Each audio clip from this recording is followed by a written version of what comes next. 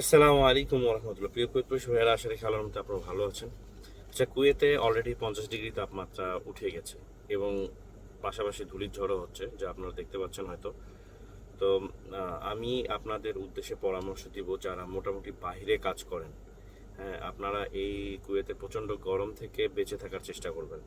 ঠিক আছে? কারণ হচ্ছে এই গরমের ফলে অনেক ক্ষতি হয়। যেমন আপনার হিট স্ট্রোক হতে পারে, হিট এক্সহশন হতে পারে।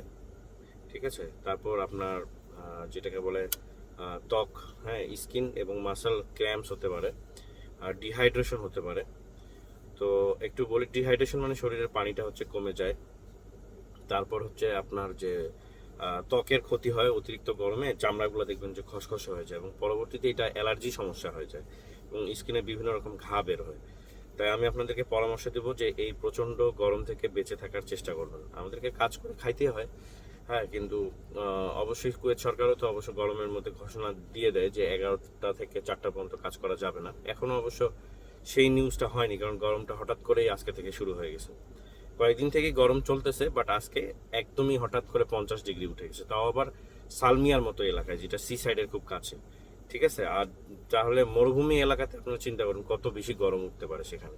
তো এই জন্য এই পরামর্শটা সবার জন্যই। নিজের দিকে খেয়াল রাখুন, ঠিক আছে, এবং ভিডিওটা শেয়ার করে সবাইকে জানিয়ে দেবেন। ধন্যবাদ, আল্লাহ হাফিজ।